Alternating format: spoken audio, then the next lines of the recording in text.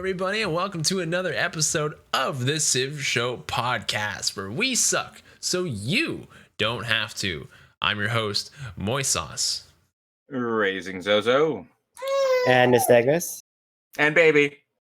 And we got Nystagmus, Canadian South Park head today, so he'll be talking. Look at that! It's animated. It's totally animated. Sort of. Yeah, I'm working on it. So whenever he talks, I'm gonna move his mouth, and it's gonna be good. Oh my god! I'll do my best. If we could make this a permanent feature of the TheCivShow, I think that'd be a worthy investment. And it's specifically just for Nystagmus. Okay, he's just it's the perfect. Ever since that first video where I saw him do the talking, the Canadian talking head, it's just perfect. I think he has the perfect shape for the average South Park Canadian head. I think we have to invest in this technology, Moy. Yeah, I think so. I think our viewers would agree that that would make them tune in and be more engaged if we had that every now and then. Some, they want to see it. Trust me, Moy. There's studies. Okay, there's studies out there. People want to see a flap in the Nystagmus head. Okay, don't ask me for references though. Yeah, Burly Gamer's saying there might be a way to do it automatically. He'll DM me on Discord. Hey, dude, appreciate you. And That's if great. You're listening and you're not in our Discord, come join our Discord. It's a friendly community. We like to talk about Civ. We like to share pet pics as well. Just come in, have a good time, enjoy the community. We've built a pretty good one. We'd like to have you in there as well. We hear that you're a pretty good person, and we'd like to have you in the community. So come on in, join our Discord. Link in the show notes. Anyway, so on Sunday, we had... Who do we have again? I can't remember his name. It's slipping my mind. Little known guy. I think it's TKM or something like that. Or I thought it was TJM. TJM. Yeah. TLC. It was TLC. Get me a little TLC, and there definitely was some TLC with TGM. we had TGM on the show, Moy. Don't you remember? No, of course I remember. Yeah, we had the game mechanic, the one and only game mechanic. He gave us a challenge. The game mechanic. He gave us a challenge last week, and it was a population challenge. So whoever had the greatest population in their entire empire by the end of the game would be declared the winner. So he chose as the four drafted or to be drafted civs: India, Rome, Cree, and Inca. So he did. He did. Yeah. And it was amazing that we will talk about humankind. We're just going to go over Sunday first. KiwiMulletboy, don't you worry. His choice of civs, it's interesting because in hindsight, I actually think the other two could have been represented in there. I thought that Inca really did really well with the population. And it just has in hindsight, it has crazy housing. And if the map was different, just not Highlands, I think any other map, I think India would have been a fantastic. I thought this was just a couple days ago. I was thinking okay, the civs we chose, they worked. But I understand why Maya and Khmer were not chosen. They're tall city, but I think Inca are pretty good at tall city building, as good as the Maya and the Khmer. And I think that India, if they can do their step wells, especially when they have all of the bonuses of, if people do start spreading the faith, right? They get all of those add up, right? And often people do take amenities, they do take housing, so India would get all of that. So I love the challenge. I thought it was great. Unfortunately for me, Moy and Nystagmus, as often the case, I wasn't following the rules. I was just playing Civ. You're just playing the game, man. You didn't know what's going on. You're just here having a good time. Hey, man, I'm gonna build production and industrial zones. Why? Because I want to build industrials. Why did you do that? I don't understand. When you said that, my brain just imploded. I was honestly just enjoying playing SimCivvy. And because I wasn't worried about war, and I was building like wonders like crazy. And honestly, like the biggest mistake that I made with Poundmaker was I did not focus on just builders and builders and builders and builders and builders. Right. I should have, like me and TGM. Yeah. yeah, I should have built my my Tepawapas or my little tents all over the Mechawaps all over the place. Got that housing up, but I do honestly think, I don't know. I don't know if Poundmaker is necessarily a tall city building civ. Yeah, he is. He gets bonus for trade routes for every bonus resource, I think, or like every bonus resource that has a camp or something like that at the territory. And then he gets the Mecha Wops as well, which gives you a lot of stuff. It gives you food, production, housing. It gives you everything, man. It's easily the best tile improvement in the game, the Mecha Wop. So I don't know why you didn't build these things. Because best? Yeah, that's the best statement. It's not even close. Read it. Pull it up and read it. I am reading it right now. Right now. Read it out loud so that I can hear it too. You want me to read Mecha Wop out loud? Okay, so just so that everyone's aware. We're on the same page. The Mecha Wop is a unique tile improvement of the Kree civilization. It must be built adjacent to a bonus or luxury resource. Right. It provides +1 production, +1 housing, +1 production and housing with civil service. Oh, that's 2 housing. So it's 2 housing, 2 production with civil service. Yeah. +1 gold if adjacent to a luxury resource, +2 additional gold if adjacent to a luxury resource with cartography. Okay. +1 food for every 2 adjacent bonus resources, increasing to +1 with conservation. So anyways, as I was saying, so it could be +3 food, dude. +3 food, +2 production, +2 housing. The mistake I made, and you know what? I'm not super familiar with the Kree. The mistake I made was,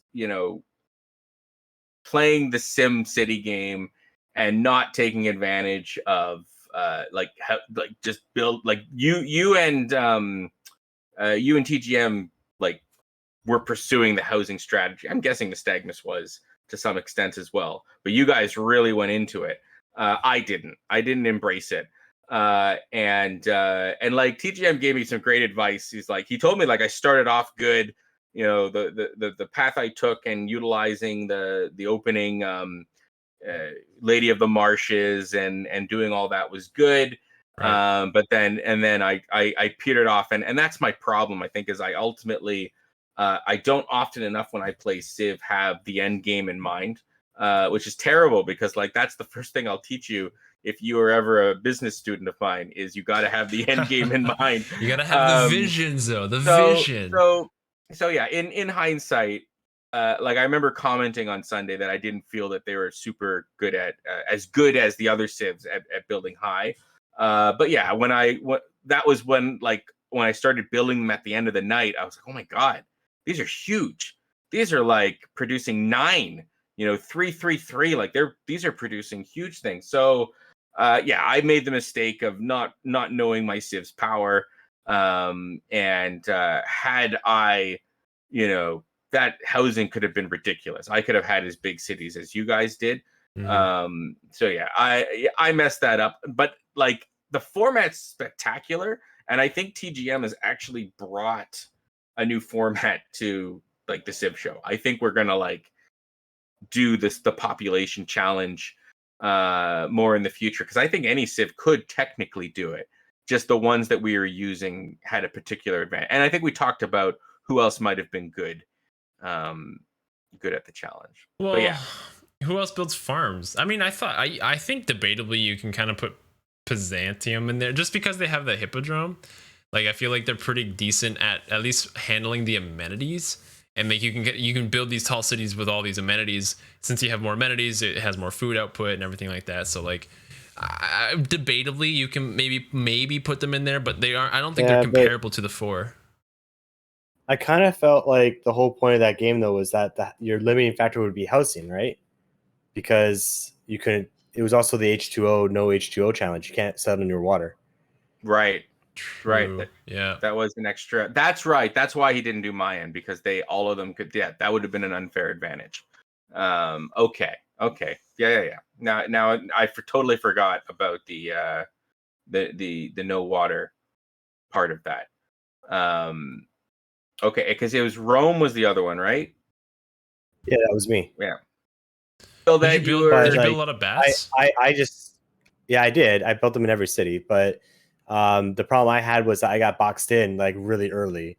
So Right. Zoe was to my south, right? Moy and TGM are immediately to my west, and then I got boxed in by a city state to my north, and all there was just desert to my east, right? And that's why I asked you guys about the watering holes, like the The Oasis? the oases, because I was like, oh, can I build cities there? But otherwise I'll have to build them like in the middle of desert, right? Which would just be kind of stupid. So For me, with India, my housing wasn't the issue. I had tons of housing. I actually found some decent places to put my stepwells. I upgraded them very early to get 2 housing instead of 1 housing as well. And then I took audience chamber in my government plaza. So my overall strategy for India, I wrote it down. Came prepared today, folks. Wrote it down in my book.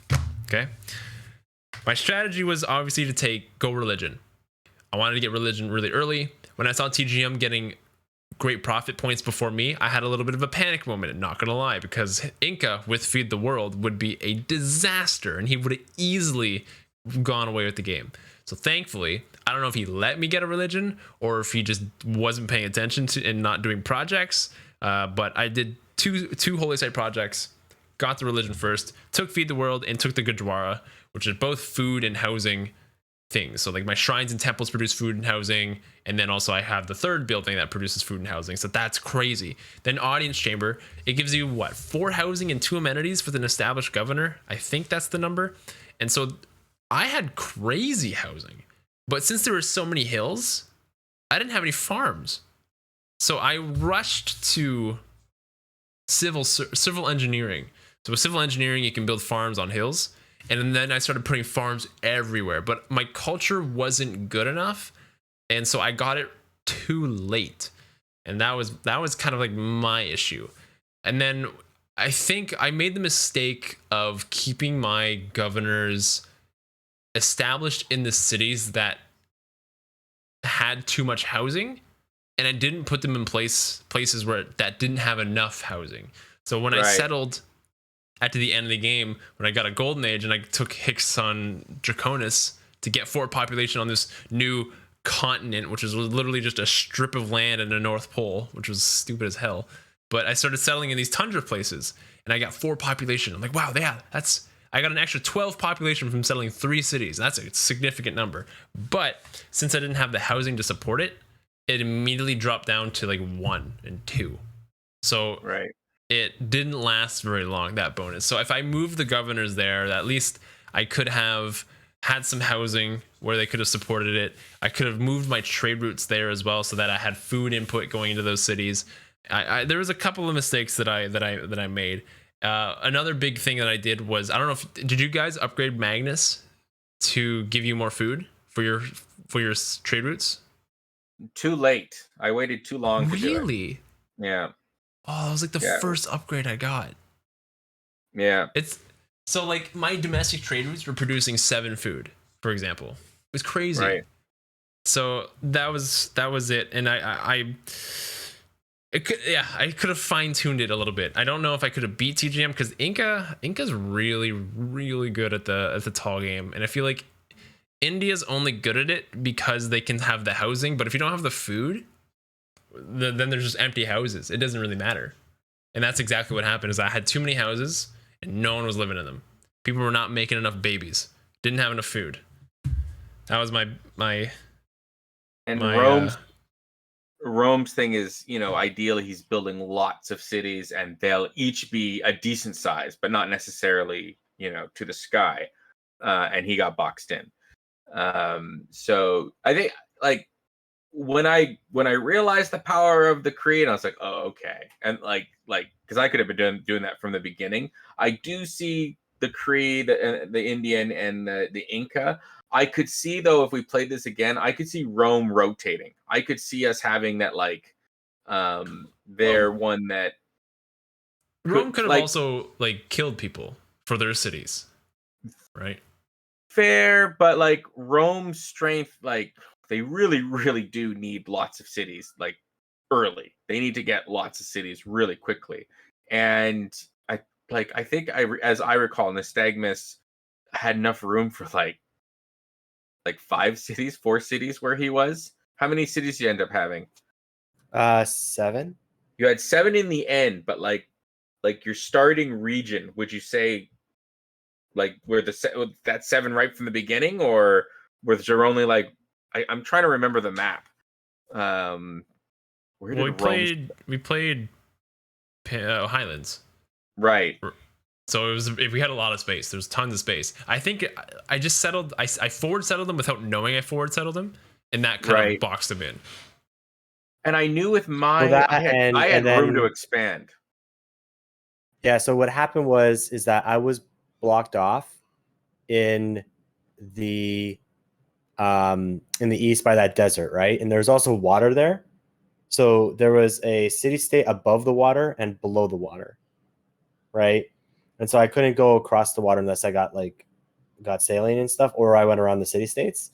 And then the other problem was that Moist forward settled me that she didn't know that he was doing that, but he did. And then I didn't mention it, but like I didn't really count it as a forward settle because it was like his 3rd or 4th city, so like it's not really a forward settle. But and then TGM was down to my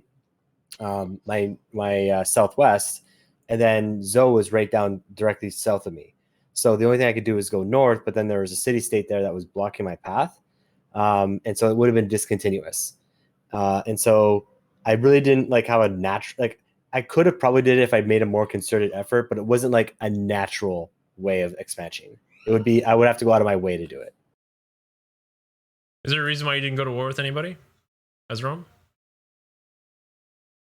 I just felt like I was going to get my butt handed to me. When no one was building military, like I only built military at the end because I had Grandmaster's Chapel and I was faith buying it, so it was super easy. And even though you guys were kind of boxing me in a little bit, it's just the distances were still pretty long for like We were really far. We were really Right. far apart. I think that was a comment we had during the game as well, that maybe the map needed to be, because like ultimately any of the maps that doesn't have the edge, and even if it's inland sea, because they don't have water, they have tons of land filling up that same space.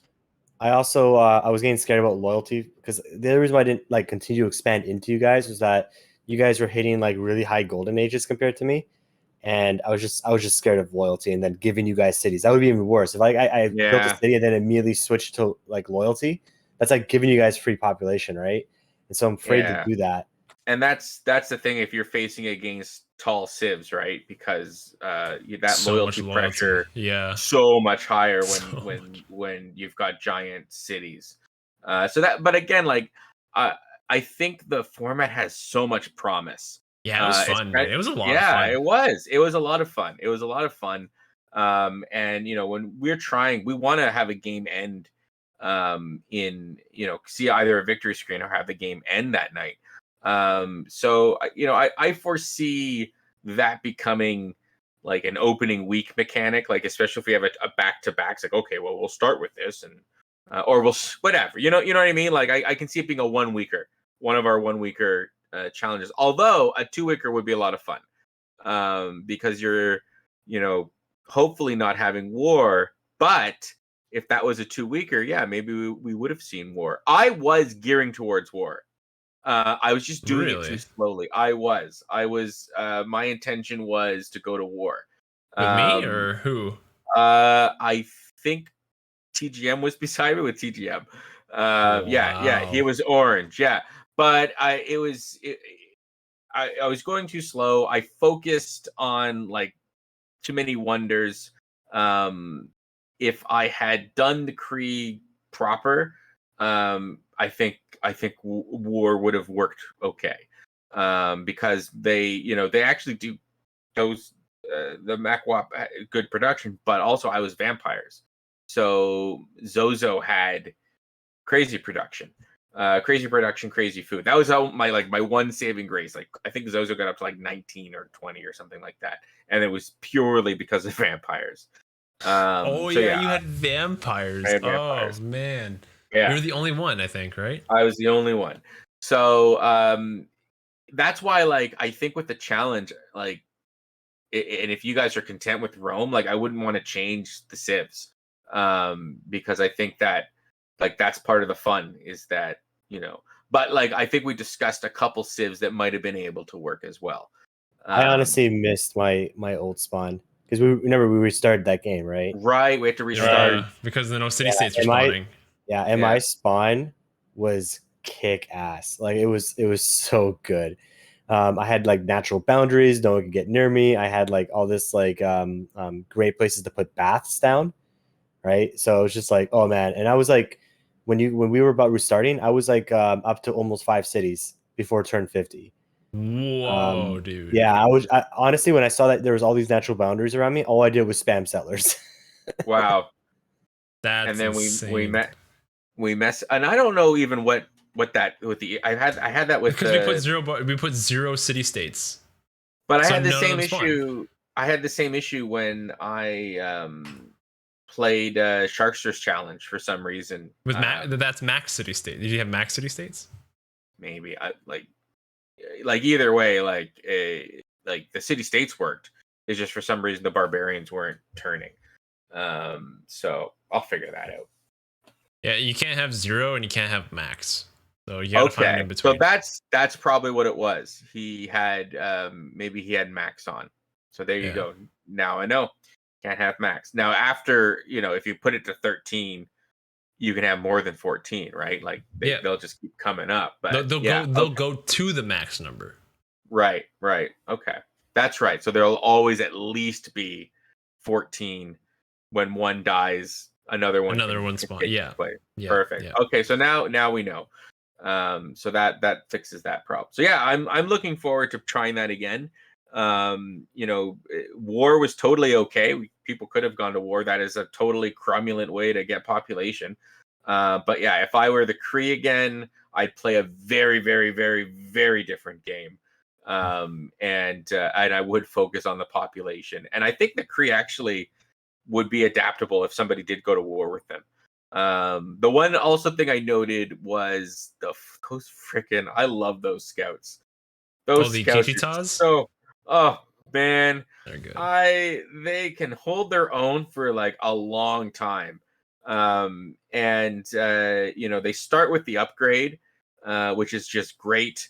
So they're whipping all over the place. I was able to like survey the map very, very, and that's really important for like, where am I building my stuff? Mm-hmm. It was also great for, I think I kept getting my golden ages. Most of the time I got my golden ages, and a lot of times just exploring, finding goodie huts, finding natural wonders.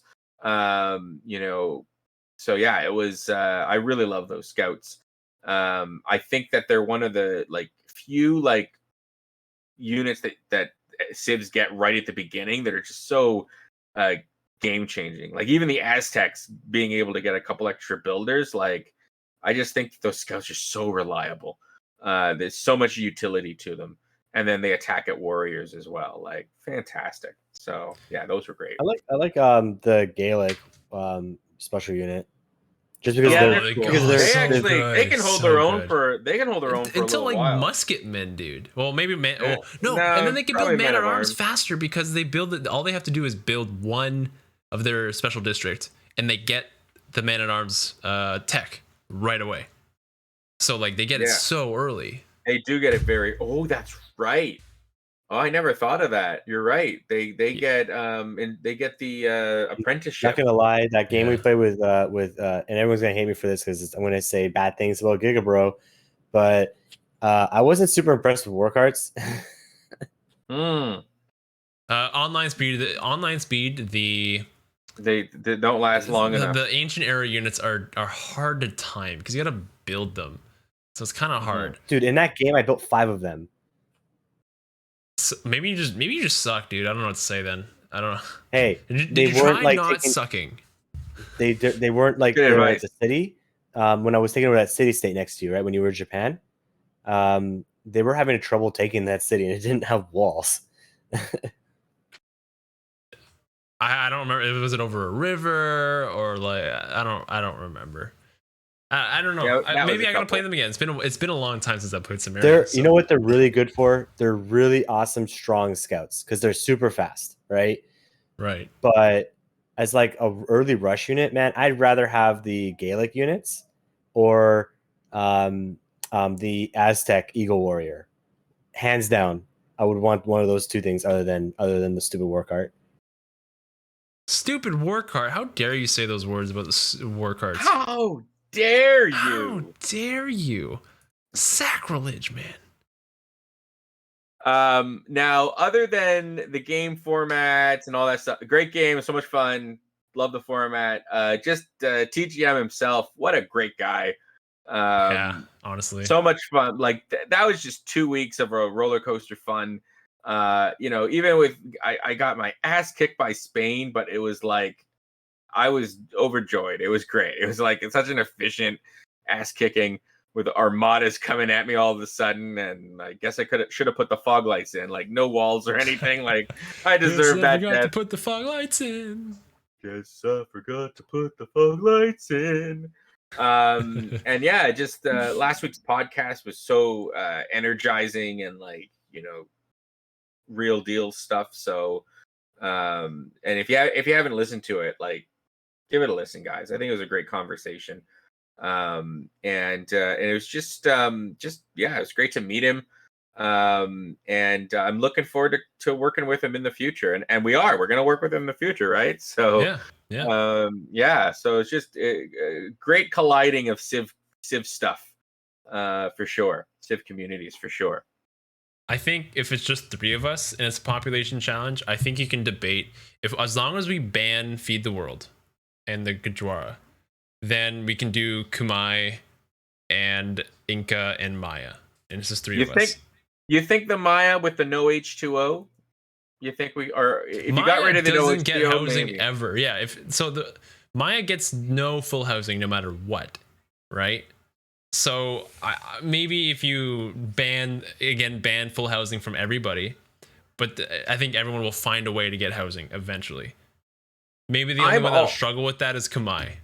I'm always okay to try it out and see. You never know. I actually think that ultimately, like, while there's some fun with the consistency of civs, I could see it opening it up and being like, well, if you wanted to make it harder for yourself and be Germany, go for it. If you wanted to do that, okay.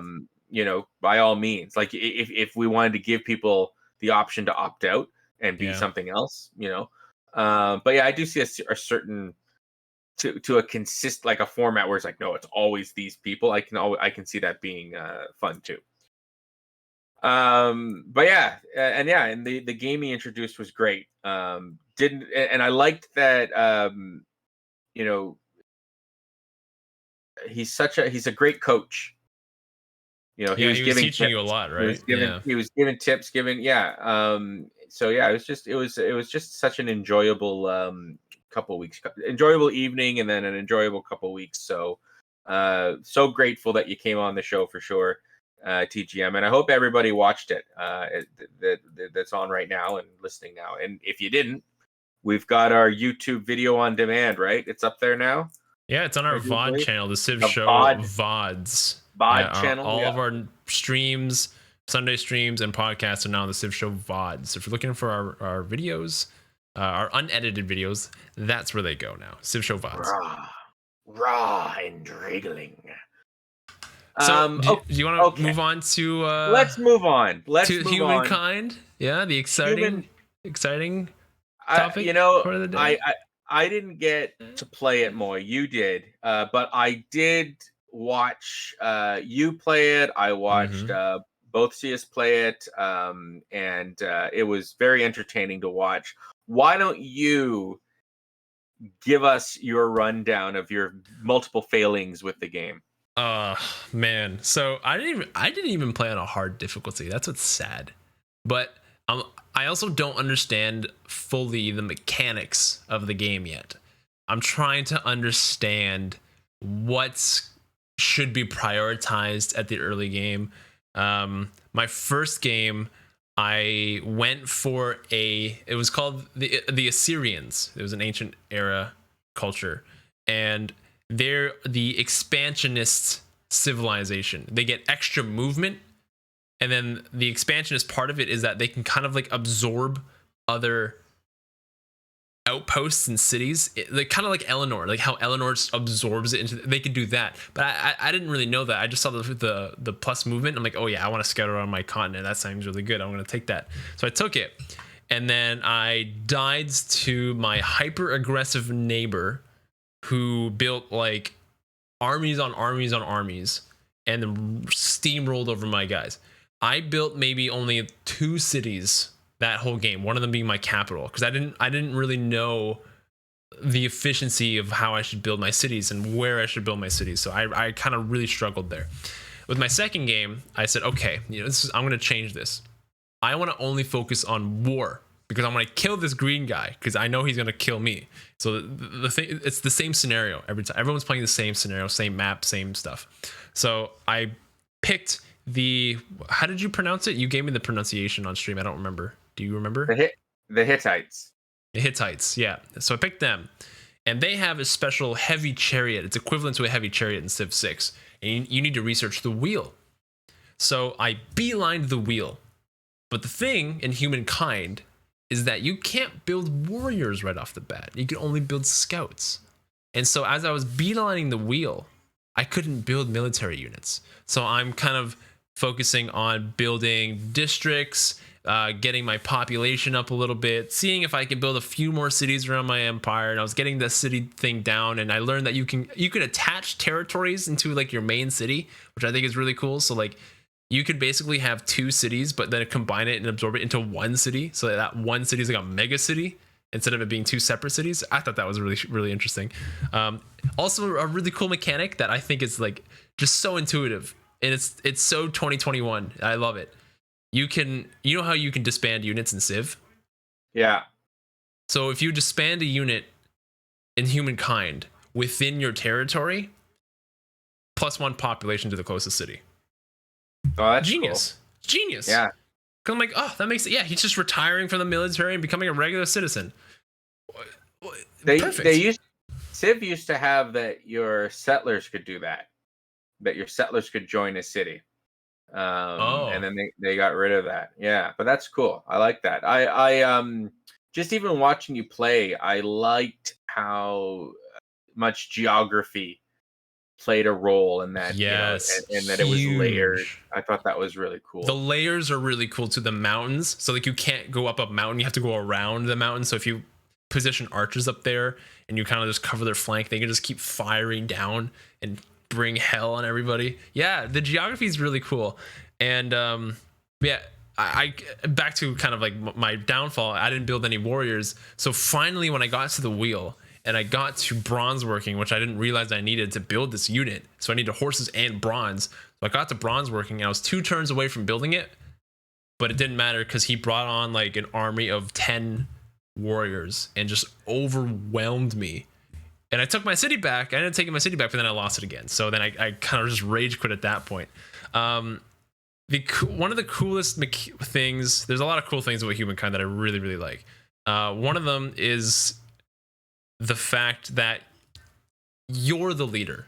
There isn't like a leader of a civilization like in Civ, where you have Alexander the Great, like a historical person that leads a civilization from that civilization. Since Humankind is shaped in a way where you're always changing cultures or changing civilizations as you go through the era, it doesn't make sense to have one leader as like, oh, I am Phoenicia, because you're going to change from Phoenicia to somebody else. So right. In this scenario, they have you as Edgar Poe, Alan Edgar Poe, the poet, because why not? Somebody asked in the dev stream, like, why did you pick Alan Edgar Poe? He's like, why not? I was like, oh, fair. Yeah, okay. So they have that, and they also have like a few streamers as well. They have Quill18, they have Morbizor, they have Spiffing Brit and Lewis from what are they called? Yogg's Cast. So you can be like a lot of streamers, which I think is really cool. But there's also rumors, or not rumors, but maybe a request that you can create your own avatar. That'd be kind of cool. So like you have your own, you are leading this civilization. I think that's really cool. And then also the story elements in the game that affect your empire, I think is really cool as well. So the fact that you have encountered a strange tribe, do you want to welcome them into your tribe, or do you want to shun them away and avoid them? So if you welcome them, then you get like an extra unit, and you have a potential to introduce disease into your land. There's like a roll the dice, essentially. If you ignore them, then nothing happens, but you don't get a free unit.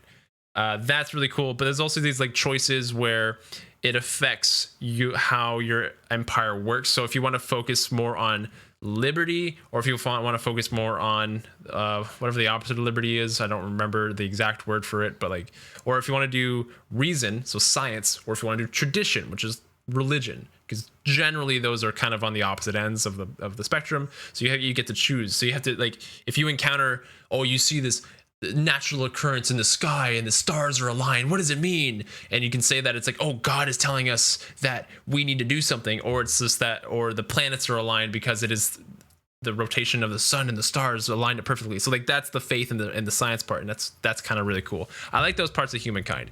Lastly, I know this is a big rant, but lastly, easily the coolest part about humankind is how big these battles could get.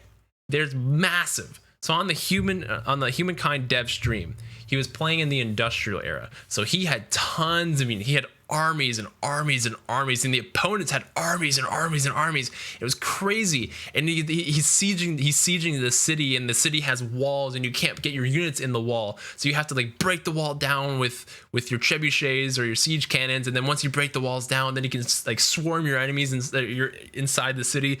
It's so cool. There's like 20 units versus 20 units in this thing, and there's this massive battlefield, and there's all these skirmishes going on all over the battlefield. So this guy's like protecting his flank since he can't like go up a hill, he's protecting his flank and protecting his archers, and his archers raining down hell. Dude, the combat is so cool in Humankind. It's so different than Civ, where Civ is just you just click a unit and that's it. This is like an entire battlefield that you need to organize, that is just unbelievable, and that is easily the coolest part about Humankind. I wonder how much staying power that aspect's gonna have, though. True. It's cool at first, and then when you have to grind out an entire war, you're like, oh my god, I don't want to have to keep on doing this crap, right? Where you have to keep on moving like dozens and dozens of units, and each battle takes like 20 minutes to resolve, to move up the map and stuff like that. So I do worry about the staying power of that aspect. Like, it's novel and cool at first, but when you get into like the game and you have to grind through it the entire time, and you're going to go domination, I kind of feel like it would be it would make it less likely that you would do that, because you don't want to deal with like all the battles. My guess. Go ahead. My guess, though, like, I know with turn-based strategy, I've played a couple and they have different takes on it. Like Master of Orion, which we will one day stream, since you both have it now. I got it both of you for your birthdays. And then for my birthday, we'll play it. Master of Orion, it is all very like all your forces are moving topically, but then when you get into a battle, it switches to a battle screen. And I can speak to, like, I know what Nystagmus is saying, but I also know I get it.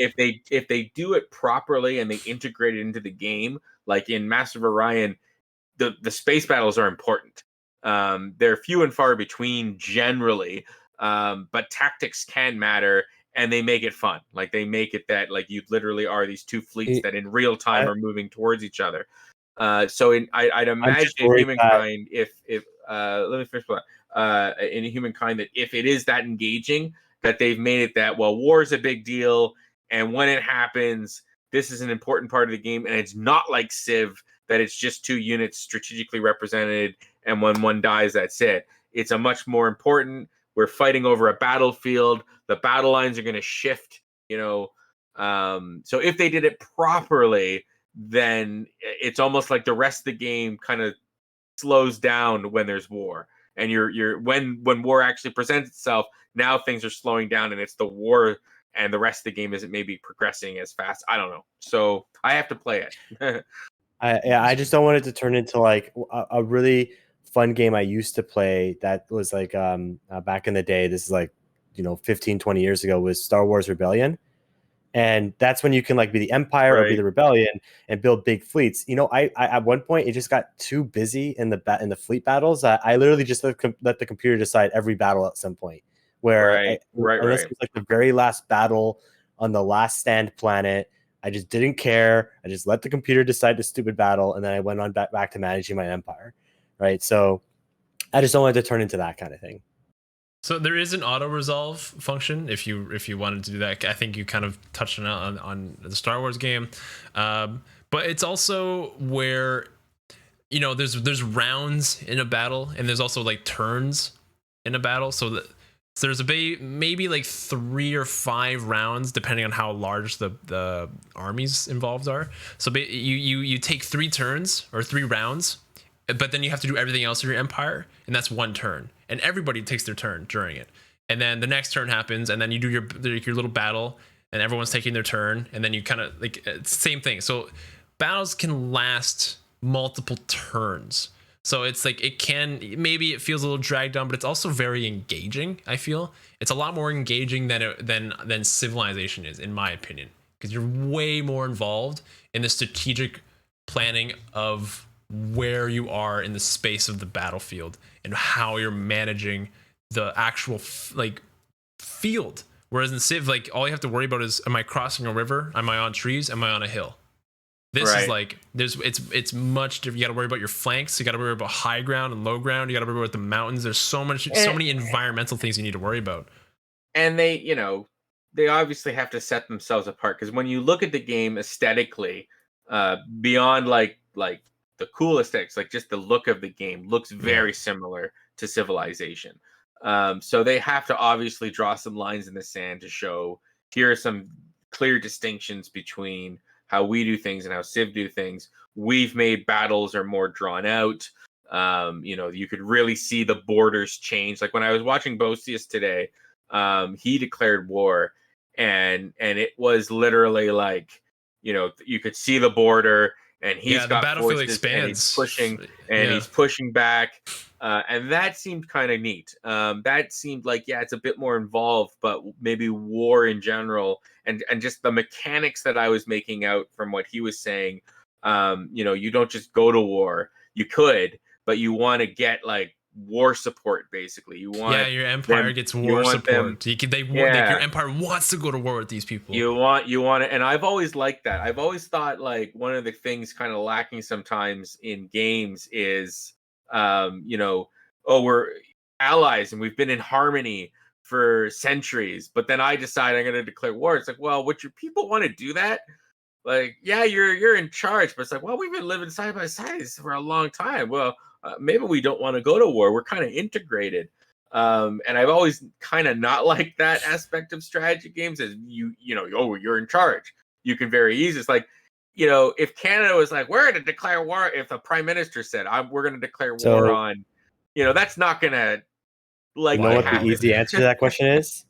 What is, until the advent of like modern democracies, war happened like all the time and never stopped happening. Right. Yeah. So, for example, like in Europe, there was never like a country in Europe that bordered another country in Europe that was at peace with that country for centuries. Right. And so like the feudal system, especially in Europe, caused not even like countries. Like we the other thing we have to worry about too is that we're going to apply our modern understanding of states to like people's like thousands of years ago who didn't have that same understanding. Like in feudal Europe, they didn't see themselves as like, for example, in France, they didn't really consider themselves French, like call themselves I am French, until probably closer to the 1700s or the 1800s. Right. Yeah, the idea of nationhood is, and just think about it. Just even in Civ, nationalism that doesn't come till much later in the game, right? Yeah. Um, yeah, historically, how many wars were fought with like mercenary armies that really didn't care? So whoever got paid the best. How many militaries had actual coordinated, organized? The Romans did, but did a lot of their enemies? Probably not. I think part of the thing that added to that is, and humankind's kind of doing it too a little bit, right? Which is our textbooks tend to simplify where borders of empires were drawn, right? Now, humankind has a really cool thing where you can like extend your borders by building outposts, and that's exactly how you did it back in the ancient times. The only way you had borders was if you enforced that area under your zone of control. But when you look at, say, like the Byzantine Empire in the 1200s, when it was extended into parts of Turkey or modern day Turkey and parts of modern day Greece, their actual control over those regions wasn't as clear cut as like the book lets you think it is. And that's the other kind of hard part too, because there are other local factors at play, because we have to remember you're talking about we're used to right now, like if I send a message somewhere across the world, it gets there almost instantaneously.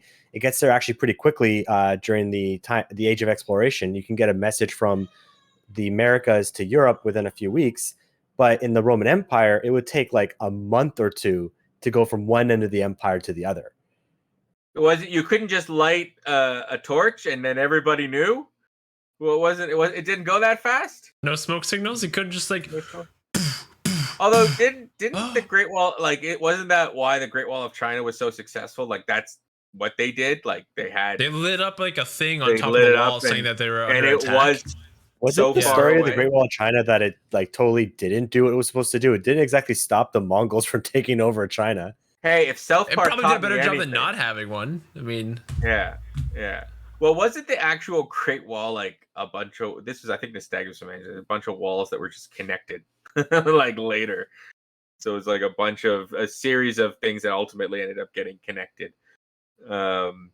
Anyways, neither here nor there. The other thing you mentioned that I liked the sound of, there's a game, Galactic Civilizations, I think is where this idea came from, where you would have to make choices. So like it might be you're settling on a planet and you find there's intelligent life there, but they're primitive. Do you A, wipe them all out and get this big production bonus?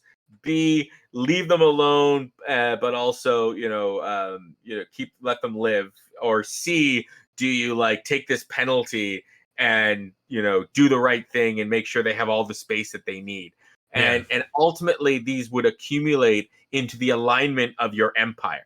Now in this case it was, are you good, neutral, or evil? And that would give you minuses or bonuses. It sounds like in Humankind a similar choose your own adventure. Now in this case it sounds like between like mysticism and reason. So and I'm sure there's other things like four of them. One of them is like individuality versus like community, essentially, which is like alliances are focusing more on your territory. The other one is reason or tradition, and then freedom, like liberty, or I guess like authority would be the opposite of that. And there's another one I can't remember off the top of my head. I'm not going to remember, so I'm not going to try to. It'd be liberty would be opposed to conformity, so that would be opposed to community. It'd be liberty, community would be on either ends. But then you could also have from legal, like is it like a strict legal code or an informal legal code? That was one of the choices you needed to make, was like that was more the tradition and reason. So is it like you abide by your laws and like that's law, or do you adjust the laws depending on the situation? And it's like common law, which Canadian law is based on, one of its advantages was it was very adaptable, right? Because it wasn't as strictly codified as like a writing things like this is the law, like in America, like the Declaration of Independence. Not the America uses common law too. Yeah, they use common law. they? I was going to say, yeah, I'm pretty sure all of the Anglosphere uses common law. Because in my head, they follow those amendments by word. You know what I mean? No, they it's don't. still in don't. civil. Okay, well maybe I'm wrong. Then The amendments are always open to interpretation. The Second Amendment, like for right now, like can you try to tell me when do you think the Supreme Court ruled that the Second Amendment protected an individual owner's right to own guns?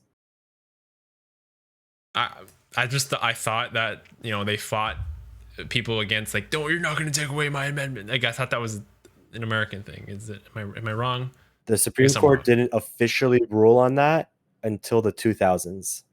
Yeah, and it's like just like the 14th Amendment. That's a huge one that didn't apply to like most of the American population, and that had to be forced. That is like, well, actually, all legal, like the American Constitution. There, lots of it is interpretable. Constitution, that's it. Right? That's the word. But yes, they have a constitution. Declaration of Independence. we have a we have a charter, but like that's still like entrenched law. But yeah, just common and civil codes, different take. So, and I'm guessing that's what that is. The two, is it a strict legal code or is it an adaptable legal code? Yeah, that was and the exact example we have here. So Moy, this is the exact wording of the Second Amendment. Okay. A well-regulated militia, comma, being necessary to the security of a free state, comma, the right of the people to keep and bear arms shall not be infringed, period. So you have the right to bear arms if you have a militia? Like if you're trying to overthrow the government? Are you sure about that? I don't know. I'm asking you. The point is that it can be interpreted more than one way, right? Yeah. That's not a strict code based on precedences or anything like that, right? Where I believe because it says a well-regulated militia being necessary to security of a free state, the right of the people to keep and bear arms shall not be infringed. It doesn't say within a well-regulated militia. Like it's not very explicit. It's purposely open. Oh, okay. I get what you're saying now. Okay, my bad. I'm not the history buff here. I'm the tech guy. So 2 history buffs and 1 tech guy. I'm the tech guy. I don't know if you guys are aware of that. Get 2 constitutional lawyers in a room together who disagree on how each of the amendments is supposed to be interpreted and see how much ironclad each of the interpretations is. Yeah, should we hire a couple of lawyers on the podcast and we'll get them to argue? Yeah, well, that sounds like the way to do it. Let's get a Patreon going where we're pitching $1,000 to hire 2 lawyers, $500 an hour. I don't know their rate, but it's probably up there, if not more. And we'll have them argue for an hour. That's the whole podcast. Done. So, anyways, Humankind definitely looks to have some very interesting spins. It seems similar enough to Civ. Obviously, that's what they're going for. That's like the fan base they're going for. Right. But they have the advantage of entering. So if you're unfamiliar with Civ or new to Civ, you could very easily probably get into Humankind without comparing it, right? Without comparing it or anything like that. Like if you're just getting into strategy games, I could see a Civ player liking some aspects of it, but they'll always be comparing it to Civ. Yeah, and I was too. Yeah, for sure. Yeah. And then ultimately, of course, their question will be, this is the business Zoe. Is it that they're trying to steal market share, which of course they are, or are they quite aware that a Civ player may well own both Civilization and Humankind without difficulty? So they definitely have their work cut out for them. Like I don't think I've seen this big because it is so alike. Like it's very, very similar in many, many ways too. Well, it's a historical 4X strategy game. Like how do you make it different? Yeah. It's there are other ones out in its own ways. Yeah, there are other ones out there. But I think that Civ's popularity right now is like the perfect time to release a game like Humankind, right? Like so there's Humankind. Are becoming aware of it.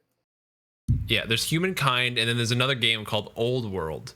And that one's a Okay. little bit, I think, earlier stage in Humankind. I don't think it's going to get released for a while, but don't quote me on that, because that actually might be released like next month, and I just am being a complete idiot. That one is very story driven, where you need to make like heirs in your empire. So if you're Greece, Right. you start off with I think King Philip, I think it is, like the dad of Alexander the Great. Is that right? Am I Sure. did I yeah, That okay. sounds right. That does Sure. sound right. I Sure. know very little about ancient Greek, but I do think Philip was the father of Alexander. That sounds right, or vice Right. versa. So you start off as King Philip, and Alexander the Great is a child in the game. And so if you pick Greece, and you need to put him through like schooling, but you get to choose what subjects he's learning. Does he learn military tactics to become a general? Does he learn scientific thinking? Does he learn tradition? Sorry, Does he learn that this? game came out last year. May 6th, like full release? No, it's in alpha. It's in beta right now. It's not full release yet. If Sarge said it's got to be true. Australians don't lie. Okay, well, I'm like really wrong, but okay, my bad. Anyway, that's like a really story driven game where like there's even more choices in that one. It's almost like people were comparing it to a point and click. It's like it's a strategy game with point and click elements. And I'm like, oh, Well, I guess that's kind of right. like to their credit, you know, and here's me, Zoe, who generally speaks in absolutes, not intentionally when it comes to history, because I'm well aware that Civilization is quite complex, and there's all sorts of things that could happen.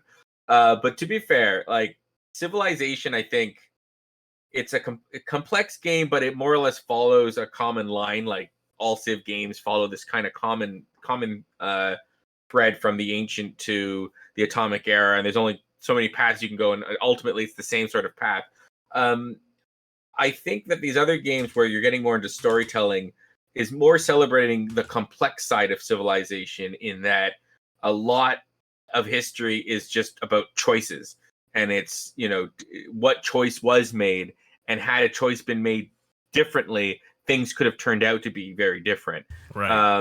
And I think that they're offering that up as a way to make history, these historic strategy games, more complex and more like a choose your own adventure, where the end is not necessarily guaranteed. You know, it's not necessarily that spaceships are a thing that happens, right?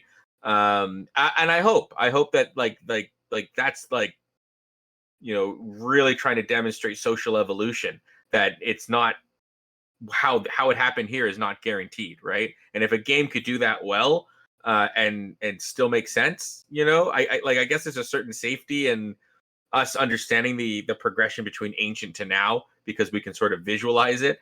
If it ends up being something completely alternate, like what if more or less human civilization was like it was in North and South America, and what happened in Europe never happened, you know, if all of the world was more or less progressing at that pace, how would things have been different? Would they have been different? And if a game could capture that, I think that'd be really cool. But that would require us, like, that's real big brain. That's right.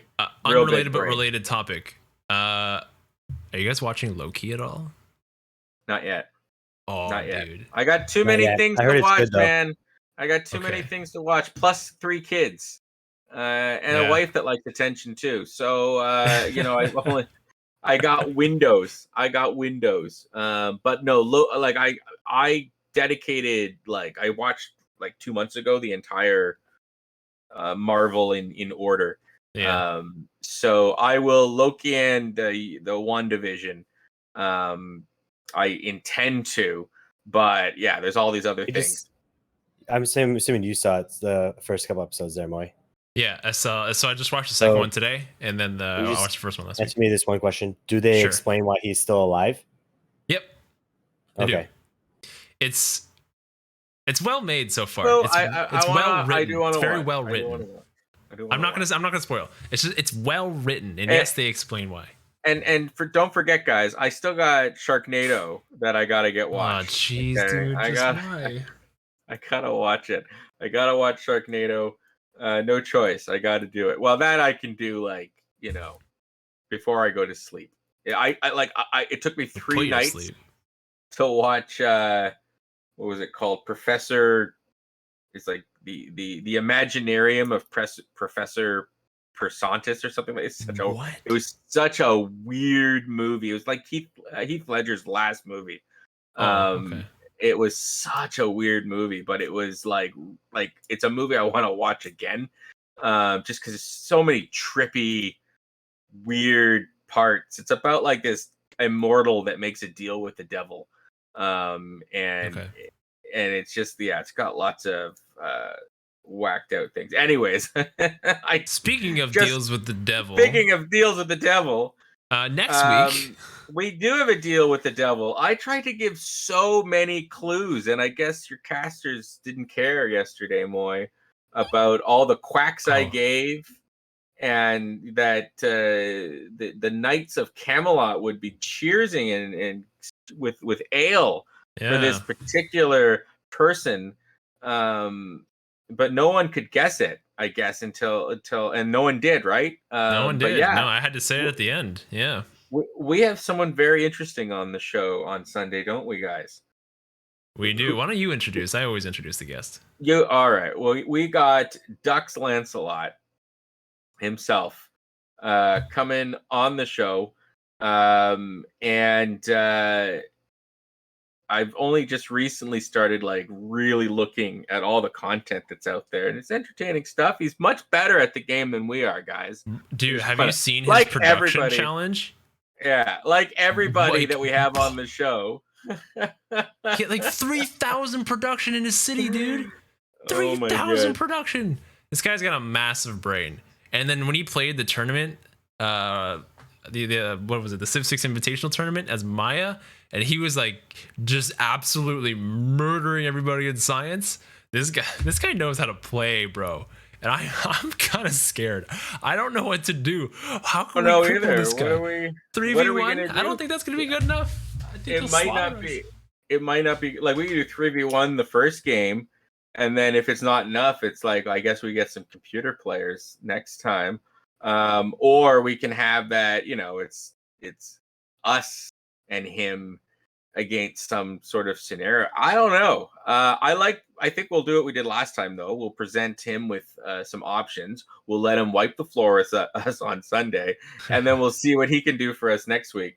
Because it's so hard to gauge, right? Like we don't know how incredibly terrible we'll do until we're there. But maybe that's the constant we can plan for our challenges. Is that we it's suck not a matter, so that they don't have to? Yeah, it's not a matter of who's first place. It's a matter of who's last place. And that's it. Yes, it's very true. And I haven't been last place in a while, so this is feeling good for me. Yeah, there you go. But we got some ideas. Either way, it's going to just be an entertaining evening on Sunday. And as everybody and who if the game ends relatively quickly, we'll play Pirates with them. There you go. So or Red Death too. Or Red Death. So yeah, we'll see. And like as always, guys, if you have some ideas, go ahead, throw them our way. The worst case is we'll ban you from the Discord for a bad idea. That's the worst case scenario, right? Worst just case. the Discord. It's not like we're banning you from Twitch. What's that? That's what? Yeah. Oh, Fred's telling me I got to ban him from Twitch too. Our producer Fred. Banned. Yeah. Oh, damn. Banned. Sorry, dude. Fred. Sorry, guys. Yeah, guys. Fred's strict, man. He keeps us in check. Whew. Man. He's a strict guy. I tried to ask for budget to get a new microphone for Zoe, and no. He just like no. Fred's like no. I need lunch today. I'm like okay, sorry, Fred. Didn't mean to hurt your feelings. That was the real reason he was late for his stream the other day. He made up that intended that someone had to come to his house or whatever. That's who was coming, and it was for a shakedown. So, you know. Oh, that was a disaster. I don't want to talk about that. Basically, I have like flooding under my floorboards, and it's not fun. That's the summary of that one. Yeah. Oh, that's terrible, dude. Flooding sucks. sucks. Anyway, It's Zoe, we're out of time. Why don't you take us away here? I'll take it away. I we didn't get to talk about D&D. Maybe next time. Yeah, next time. Maybe next time. Or tune into Good Morning Amenities on Tuesdays. You talk about it all the time. I do. Yeah, tune in next Tuesday, and we'll talk more D&D. The upcoming D&D show in July. So stay tuned for that. Please give us a follow on our Twitch TV or on our YouTube, or you can join us on our Discord. If you go on Twitch, though, you get our full schedule, and you can see all the times we broadcast throughout the week. Beyond that, please join us on Sunday. We will have Dux Lancelot on the show. He is going to show us something spectacular about Civ as we fall into oblivion. And he's a 2-weeker. He's a 2-weeker. He's a 2-weeker. So that's going to be a whole load of fun. Beyond that, guys, thank you so much for tuning in today. I guess since we talked about Humankind, should we raid SG? He's doing Humankind. Oh, yeah, we can raid SG. All right. We can do that. We just cancel the one that I was about to do. That's totally fine. Yeah. Yep. Yeah. Sorry, Owls. I'm guessing you were going to raid Owls, maybe? Yeah, that was, but that's okay. Yeah. He's going to be one of your companions in that upcoming D&D. So anyways, thanks a lot, everybody, and we will see you on Sunday. Bye. Bye.